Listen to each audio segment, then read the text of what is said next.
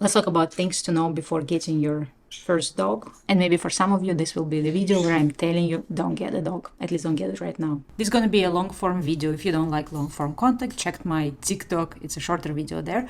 Or just check the description. All the questions will be listed there, obviously without details. The first question I would ask myself if I was getting a dog, is it the right time for me to get a dog right now? If in the next year or two you're planning to move, you plan some dramatic changes like having a baby, getting married, moving to another country or another state, undergoing some surgery or something like this, it is probably not the right time for you to get a dog right now. Having a dog, especially if you're getting a puppy, requires lots of mental capacity. You have to be mentally prepared to spend lots of time, sometimes money and energy on your dog. In the first 2 years of their life, dogs are very unpredictable. They require lots of training, lots of attention. It's basically like getting a baby. So if right now you feel exhausted, tired, busy with your work, overloaded with life issues, unfortunately the puppy gonna make your life worse. Do I have any preconceived expectations towards having a dog? And am I ready to let them go if reality turns otherwise? Most probably, reality will turn otherwise. In my experience as a dog trainer, many people who are having a dog for the first time obviously have no idea what they're getting themselves into. I didn't know what I was getting myself into when I got my first dog, and this is quite normal. And unfortunately, thanks to social media, people have lots of wrong expectations or wrong image of what it is to have a dog. People see this obedient dog that listen to their owner and do everything. People see people like cuddling with dogs or having cute dogs doing cute things. And obviously most people don't talk about problems or issues or just a general struggle they might have with those same dogs. I'll probably give you the most common wrong expectations about having a dog that turn very sour in the end. The biggest expectation is from people, for example, living in a big city like San Francisco, where I am, is that I'm going to get a dog. I'm going to take my dog to the coffee shops, to the restaurants. We're going to go hang out with my friends outside in a beer brewery. Unfortunately, it might not happen right away, or might not happen at all. Your dog might be hyperactive and they're not ready to be in high stimulated environments because they're just going to go crazy. They're going to bark, jump, lounge, do something else. Your dog might be too fearful being in a public space. Your dog might be too sensitive to loud noises, lots of people and movements. Unless you're ready to do lots and lots of training, some dogs might never be able to be in public and feel good about that. So in this case, are you ready to change your lifestyle? Are you ready to adapt your lifestyle to having a dog that can't be in public? But unfortunately, I come across lots of dogs that have reactivity issues, that can't be in the presence of other dogs, or the dogs who just doesn't want to play in the dog parks. And that means you have to find places to walk your dog where there are no other people or no other dogs, and that will completely change your lifestyle. So, for example, you can't go and hang out in Dolores Park. You have to go and hike somewhere where there is nobody else there. And the third gigantic expectation is that, oh, I'm going to be cuddling with my dog on the couch all day long. We're going to be watching movies together. We're just going to hang out at home and going to be like cuddling buddies. Unfortunately, not all dogs like cuddling. Some dogs have serious, requirement to be exercised, to be out and about, to be interacted with, and they're not ready just to be couch potatoes. Some breeds are more prone to be couch potatoes than others. For example, if you get English Bulldog, you're more likely to have a dog that is ready to cuddle with you. And some dogs just in general don't like to be cuddling with other people. For example, my own dog was never a cuddler, so that expectation unfortunately met harsh reality. Certain breeds, for example, like Shiba Inus, might not be very cuddly. Certain terriers might not be very into cuddling and stuff like that. So there is a breed specifics, but there are also personalities of dogs who prefer not to be cuddled, touched, or pet. Next question. Am I ready to change my lifestyle for the dog? Because no matter what is your current lifestyle, you probably will have to adjust things. For example, me personally, I was never much into walking and hiking before I had a dog. But then when I got a dog, I realized that my dog doesn't like play fetch. My dog doesn't like to hang out with other dogs in the dog parks, but she likes hiking. So we started hiking more. Other changes to your lifestyle might include that you have to be at home more often, especially if you're getting a puppy. For the first 2 years of their life, you'll have to be at home more. If you're getting a new dog from a shelter, for the next maybe 3-4 months, there will be lots of changes to your lifestyle. Also, you need to think of walking the dog, feeding the dog, sticking to the certain routine, providing them mental and physical exercise. And even if some people think like, oh, I just get a crate, just stick my dog in a crate for the day. And unfortunately, I've seen lots of people doing that. They would leave for work and keep the dog for the whole day in a crate. This is not healthy for the dog. This is not what the dog requires. And unfortunately, it's borderline animal abuse. Some other things that you have to adjust to is like traveling, or if you have to go for business trips, visit your relatives in another city, another state, who's going to stay with your dog. If you work quite late hours, who's going to take care of your dog and stuff like that. Another big question that's actually part of changing your lifestyle is, am I ready to doggy-proof my house, or am I ready to let go of certain things? For example, let's say you're into houseplants. You have to understand that puppies will destroy those houseplants. Some of the houseplants are also toxic for them. Obviously, like, you can train your dog not to do anything. I have a bunch of plants in my house. My dog is not going to bother them. But you still have to consider that you might have to do something about that if it's a puppy. Second thing, if you have very expensive furniture or carpets or, I don't know, expensive hardwood floors, whatnot, these things have quite a big potential to be destroyed. Are you ready for this? Besides like furniture and other stuff that can be destroyed or somewhat damaged by your dog, you also have to consider that you have to clean more often, vacuum more often and stuff like that. If the dog has lots of hair, you're going to be having shading seasons or just all year long shading and lots of hair everywhere. Hair on the carpet, on the couch, on your clothes. So you have to understand, are you okay with this, or you're the person who wants things to be clean, to be perfect? Then you will be doing so much cleaning of your house that you're gonna end up hating your dog. Next question is actually a really big one. Did I research the breed I'm trying to get? What are their needs? What are their instincts? What are their personal traits? What are their potential health issues? Especially if you're getting a pure breed for a breeder, most pure breeds right now end up with very often health complications. So you can do this research. You can even technically talk to a veterinarian, ask them about certain breeds, how often they treat clients like that. You can even research how much the treatment would be and consider the financial side of it. Or if you are adopting a dog from a shelter, make sure ideally, you want to know their health status. For example, I volunteer in SFSPCA, and they usually check all the dogs. So at least they're going to tell you whether the dog has medical issues or not.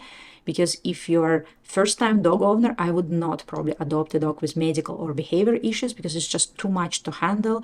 You might not be prepared for this, even if you think you are. Ideally, get a healthy, non-problematic dog. So your first dog, you can actually establish a good experience and have enough mental and physical capacity to take care of this dog. Also, if you live in a place like America, vet bill can be very expensive. Going to, even like having regular visit can be $100, $150 just for the visit. So if your dog already has some known health issues or is in a risk zone, if you're not financially comfortable, I would not adopt a dog like that. Also, when we consider like vet visits, we have to understand if the dog has any health issues. We're not only paying for medication and visits to the veterinarian, we also probably will have to buy medicine for them. We probably will also have to buy for them prescription diet, so it's more expensive food for a dog. In terms of researching the breed, you have to understand that some breeds require lots of exercise, some breeds require less exercise. So when researching a breed, what do we need to consider? First, I would start probably with the size of the dog. I have to understand, am I getting a small dog? Am I getting a medium-sized dog? Am I getting a large dog? Large dogs obviously require more space. So if you live in a very small apartment, that's probably not a good idea, because they need a dog bed. They need lots of space to move around, especially if they're still young and they want to play in the house. Also, when you buy food for them, it's a lot of food. It's probably more expensive to have a larger breed and stuff like that. Also, if this dog is untrained and they pull on leash, it might be much harder to control this dog, especially if you're not ready to do the proper loose leash training. You might end up with a dog that will be hard to walk. And let's say if you are not a very strong person, or you're old person, or you have any disabilities, you have to consider the size of the dog for sure. I would say getting a smaller dog or a medium-sized dog, something below 35 pounds, is probably much easier. It doesn't mean that the small dogs don't pull on the leash, they're just a little bit easier to control. The downside to have a smaller dog, let's say if you want to go hiking or having long walks, sometimes smaller dogs don't have this physical capacity to do that kind of stuff. Also depends where you live. Smaller dogs can be potential prey for coyotes. For example, I personally like small dogs, but we hike a lot off leash, and I would probably not get a small dog because of that. After considering the size, I would probably also consider certain like lifestyle things. For example, I don't like dogs with long hair because I don't like cleaning and I don't like fur. So I would only choose dogs that have very short hair. Again, that's a preference, but having, for example, a long hair dog, it's not only about cleaning, longer time to give a bath to the dog, but it's also about grooming. You either need to go and get grooming, or you have to spend time maybe cutting their hairs, brushing them so they don't get matted and stuff like this. This requires lots of time, and you have to understand what type of person you are.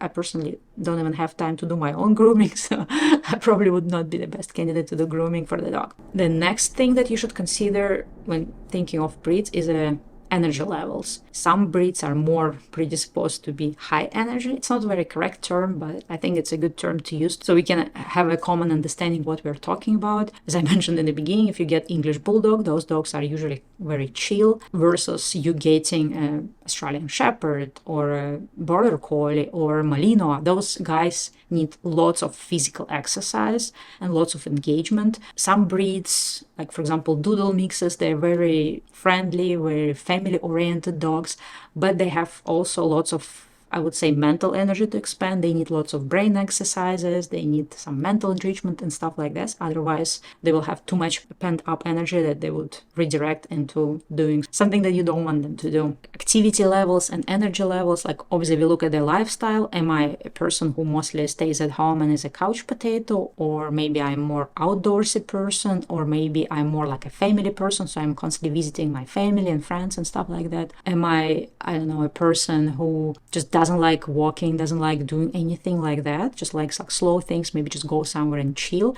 So you have to consider all of this when getting a breed. Some breeds are just not appropriate for certain behaviors. For example, I remember somebody told me the story of a person who got an Australian Shepherd because her idea of having a dog was that I will be working from home and my dog will be nicely laying next to me on the couch. Most probably it's not happening if you're having Australian Shepherd. In general, learning more about the breed you're getting is a good idea. I understand that even I told you to choose the size, activity level and stuff like that. You're probably gonna have a particular breed in mind. So before getting a breed, just watch some videos on YouTube where owners of these dogs talk about issues they deal with those dogs.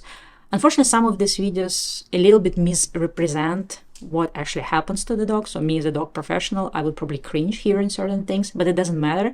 Just pay attention not to what labels people use to describe the dog when people say like, oh, my dog is stubborn. That's not exactly what's happening, but at least it gives you the idea of what struggle are they dealing with, and you have to understand whether this struggle is okay for you. Next question. Let's say I chose to get a puppy, or I decided to adopt an adult dog, or I decided to adopt a senior dog.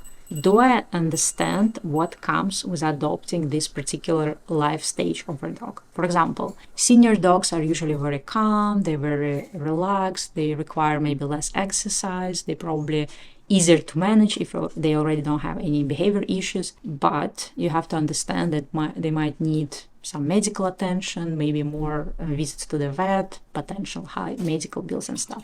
So technically getting a senior dog, let's say a dog who's like 5, 6 and beyond years old, is a great idea for a first dog, especially if you don't even know if you're ready to commit for 15, 20 years. But you have to understand that financial side can be tricky. If you're getting a puppy, you have to understand that puppies require lots of time. You will need to spend a lot of time supervising them, training, dealing with all the things that puppies go through, potty training, and at the same time having accidents in the house, chewing on furniture, jumping on you, biting your shoes, destroying your shoes, and stuff like this, which is absolutely normal for a puppy, so you have to be prepared for that. If you want to get a dog that's more or less past the puppyhood, but a little bit further away from being a senior dog, maybe consider to get a dog that is 2, 3, 4 years old, if this dog doesn't have already any behavior issues. I should probably do a separate videos. What are the common behavior issues of a dog? Let me know if you want to hear something like that. Another big question that probably requires a separate video is like, where am I getting my dog from? Lots of people think that getting a dog that's like pure breed from a breeder is a good idea, and getting a mutt or getting like some like a random mixed dog from a shelter is not. In my experience, sometimes mixes can be actually more healthy and more mentally stable than certain pure breeds. And the reason for that is many unethical breeders. There are actually people whom I would not even call breeders. There is such a term as puppy mill. Do your research. What are puppy mills before you get your dog if you're trying to get a breed? These are the people who just get a dog purely to make money. They would have 2 dogs. Those dogs are, sometimes it's dogs with medical and health and behavior issues, but nobody cares because we're just here to make some money. Those dogs are being bred forever. Sometimes they are being inbred when you have like litter. This litter grows up. They are bred between each other. Dogs have multiple litters during the year, which exhausts the dog mom. Those dogs are not socialized. They're either being kept in a yard away from other people, or they're being just held in a crate. And then these dogs are being sold on websites like Craigslist and stuff like that. So basically the idea is that we think we're getting a purebred Frenchie or purebred, I don't know, Yorkie or something like that. But those dogs, they already have bad genetics. They don't have a proper birth and growing up situation. They don't have proper socialization. And then they end up dogs who are nervous, always barking, has multiple health issues, afraid of everything, barks at everyone, doesn't do this, doesn't do that. Unfortunately, unless you personally seen both of the parents and you can tell that, okay, I've been to the breeder's home, I've seen how these puppies are raised inside the house, they're just roaming there, they're considered family pets, they're not just the breeding machines. I've seen at least the mother of the dog, I've seen how she interacts with the puppies. She's a very well-rounded dog. I didn't see, the mother dog didn't bark at me, didn't like act weirdly, didn't look unhealthy, looked clean. The, I know, litter box was looking clean. All the puppies are well fed, they're clean and stuff like that. So unless you personally seen it, because if you haven't seen the mother dog, let's say you drive to somebody's house to pick up the puppy, they don't even let you in, they just give you the puppy in a box and like, oh, bye-bye. That's probably not a very good breeder. Also, don't get your dog from a puppy or Facebook or like some bullshit groups like that. Again, there should be probably need for a separate video, but I will leave some resources down below, at least what you can read for now, how to understand that the breeder is good. Also, I kind of believe in the idea of adopt, don't shop, because my own dog is also from a shelter.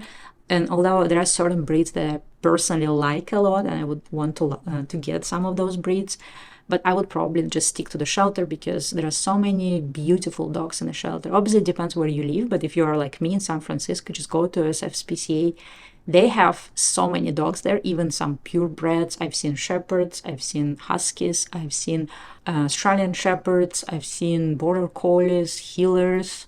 I even seen Yorkies and poodles and doodles, like whatnot. All these dogs end up in the shelter. But again, you don't need a specific breed. The good part is like no matter what dog you get, especially if you get a puppy, you're gonna love this puppy like, I don't know, like your own child. So people are thinking that they need a specific dog because they're gonna love only this particular dog, but trust me, you're gonna love anything because it's just yours, because you're gonna bond with it, you're gonna spend time training and growing and raising this puppy, and you're gonna love it. So okay, another question that you already probably guessed by now is, am I ready to train my dog? There is a biggest misconception when people think, I mean, they don't think, but somehow they act like that. They think that a dog comes with pre-programmed understanding of human language. The dog will understand what we want from them. The dog would be able to do things that they were never trained to do, because we feel like, oh no, they understand us, they just refuse to do it. No, unfortunately, they don't refuse. That means they either don't quite understand what we want from them, or they're not trained to do this in this particular setting. You have to understand that dogs, they have a brain capacity of the toddler. So they don't really understand very complex things, but they can understand simple things. They also understand when you're patient with them, when you take time to teach them certain rules, boundaries, to teach them certain, I don't know, whatever you want them to teach, so they, so you can coexist happily ever after. You have to also learn and understand how dogs learn. Most people think that if I just punish my dog or constantly correct and jerk the leash and just say to them, stop, don't do this, that's how dogs learn. Unfortunately not. If you only tell the dog what not to do, but don't tell them what to do, you're never going to have a well-behaved dog. And to have a well-behaved dog, you don't need to use punishment and correction. You just have to understand what's the modern approach to dog training is. But it's me on my high horse. That's another video for another day. Getting a dog, especially if you live in a city, you have to be ready to train your dog. There is no way for you to send the dog away to be trained. Like lots of people send their dog to board and train kennels for like 5 weeks. This is a bad idea. Don't send your puppy or a young dog to such a place. First of all, it's very traumatic for them to be separated from you because they were already separated from their litter, which is very traumatic for a young dog. Then they get used to your household, your place, and then they being separated from you and sent to a very harsh environment because most kennels use correction, punishment, food deprivation, attention deprivation, just in general deprivation to form this dog and shape this dog into whatever they want them to shape to.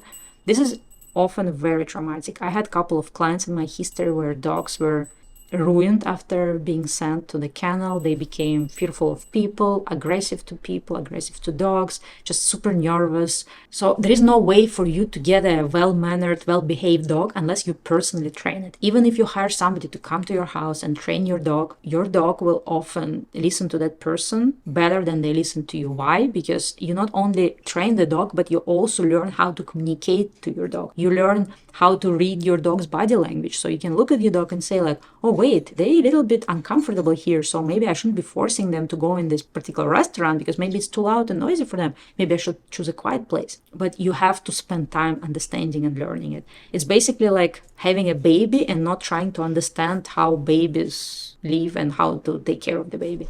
Almost the last question is, do I understand the commitment? I already talked a lot about it, but you have to understand if you're getting a puppy, the first 2 years of your life will be very hard. They will be mentally exhausting. You will be going through periods when you're going to regret having a dog, and that's normal. It's going to pass, but you have to be ready for that. You have to commit to get a dog and stick to this dog. Lots of people think like, oh, I get a dog and then like I'm moving to another state or I'm moving to the apartment that doesn't allow dogs, so I just get rid of my dog. Of course, there are situations where you have to rehome your pet and it's okay to do so, but it shouldn't be like an easy decision. It shouldn't be like, oh, my new apartment doesn't accept pets, that's why I'm gonna rehome my dog. That's not what it is. You have to commit. You have to really commit. If you get a dog from a shelter, you have to understand, you also have to understand that your commitment is to rehabilitate this dog.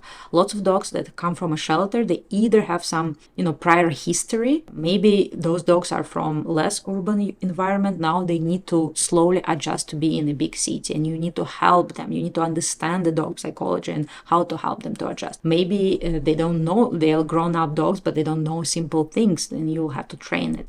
Sometimes they don't know how to be potty trained and you need to retrain them. Not all, but few dogs might have behavior issues, so you need to be ready to address that as well. And just in general, timeline-wise, when you're getting a dog from adoption, you have to understand, they actually have this rule, it's called 3-3-3. So the first 3 days, your dog will be like completely flustered by being in a new environment. They're going to be like acting weird. Maybe they will be just shut down and not even like interacting with you. Then for the next 3 weeks, the personality gonna slowly open up. You're gonna be like, oh yeah, like this dog is finally warming up to this house. Everything is perfect and dandy. But after 3 weeks, you're gonna start getting into certain things like, oh wait, my dog is getting more brave and now they're doing some fuckery around.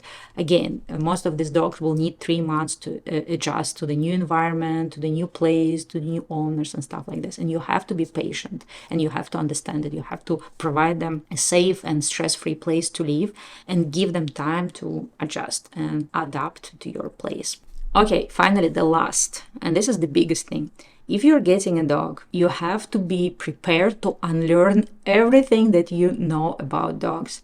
Unfortunately, the popular media just provides so much bullshit advice about dogs, all these like shows that for example, the shows that National Geographic is running, lots of popular big like YouTube or social media accounts just provide very bad advice about dogs.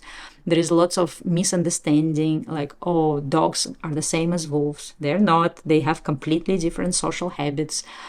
People still talk about like fighting to be an alpha, trying to be dominant, you or your dog. Unfortunately, most of these ideas are based on a wrong concepts that were debunked somewhere in the 70s, but people still perpetuate them for no reason. Or sometimes people see a dog who is fearful and terrified and it's barking because it's basically terrified to the point that just the only way to cope with the fear is barking. Or sometimes they bark because they try to tell you, get away from me, get away from me, I'm gonna lose my mind, get away from me. But people look at the barking dog and say like, oh, this dog is vicious and aggressive. So there are so many misconceptions, and if you're getting a dog, you have to be ready to educate yourself as a pet parent. Follow, I would say, like modern, approach to dog training. Don't follow some outdated advice. So you have to be ready to unlearn whatever you knew about your dog. For example, like I got my first dog more than 10 years ago, and things I did 10 years ago, this was before I was a dog trainer, before I even knew anything about that, I did some things that I would not do now. And it's okay, but I know if I'm getting another dog at some point, I will be prepared to train this dog based on modern approach and not old school approach. It's like same like when I was growing up, my parents used corporal punishment, but I don't think most modern parents, unless you're Ruby Frankie, would use corporal punishment. Nobody will beat a child or spank a child, or I don't know, my parents made me, I don't know actually if people do this in the US, but my parents made me to stand in a corner for hours when I did something. So people are still doing the same stuff to the dogs, but again, we kind of moved on. We don't do physical punishment to kids. We don't need to do physical punishment to dogs. So you have to be ready to learn these new ways, even if you have some still old school information, like outdated old school information, how the dogs are raised. And if you're interested in how to raise your dog in a humane, ethical, abuse-free way, sign up to this channel, subscribe, and let's keep in touch.